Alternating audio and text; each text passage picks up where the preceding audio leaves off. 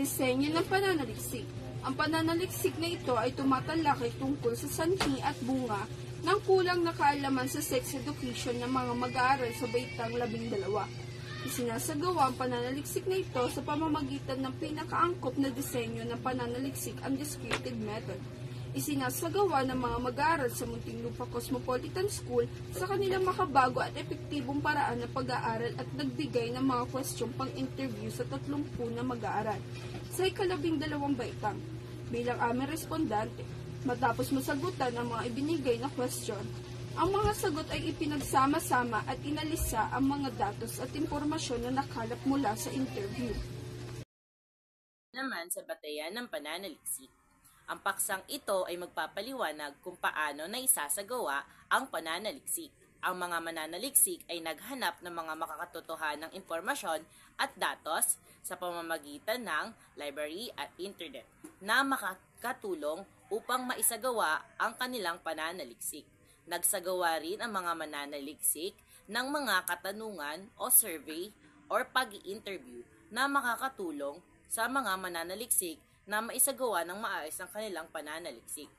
Ang mga katanungan at datos na naitala ay makakatulong upang maipahayag ng mga mag-aaral ang kanilang saloobin sa pamamagitan ng ika-12 baitang sa Muntinlupa Cosmopolitan School. Ang mga mananaliksik ay nagkalat ng datos at impormasyon sa pamamagitan ng pag-interview online sa GMIT application upang malaman kung ano ang tunay na saloobin ng mga respondente ukol sa napiling pamagat ng pananaliksik. Ang sagot na makukuha mula sa interview ay depende sa opinyon ng respondente at madaling masasagutan.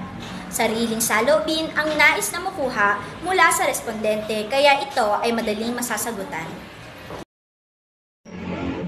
Para naman sa mga hakbang sa pangangalap ng datos, unang hakbang, pumili ng tiyak na paksa para sa pag-aaral o pananaliksik.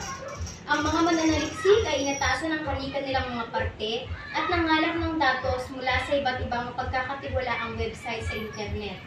At naghanap ng tagapayo ang mga mananaliksik at nakapangalap ng mga datos mula sa taong eksperto o may kaalaman sa naturang paksang napiling ng mga mananaliksik. Ikalawang hakbang, matapos makapangalap ng mga datos ang mga mananaliksik ay nakabuo sila ng mga talatanungan na magiging batayan ng kabuuan ng kanilang pag-aaral.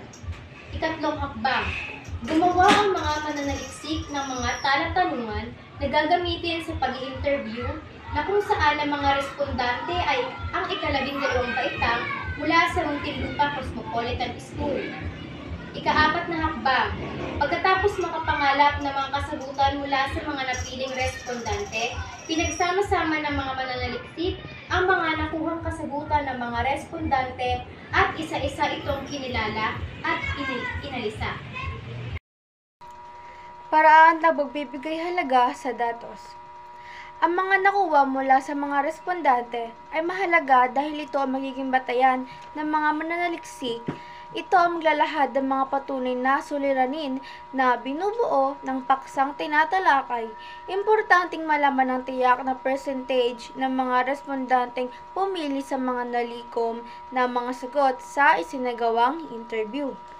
Ang formula na ito ay napiling gamitin ng mga mananaliksik upang maayos at malinaw ang komputasyon at iba pang mga kasagutan. P na pinarami ng porsyento ay katumbas ng F over N na pinarami ng 100. Ang P ay porsyento at ang F naman ay frequency. Ginamit ang formulang ito upang matukoy ang porsyento. Ang unang hakbang ay hatiin ng frequency sa kabuuang bilang ng mga respondante at i-multiply ang sagot sa 100 upang makuha ang porsyento.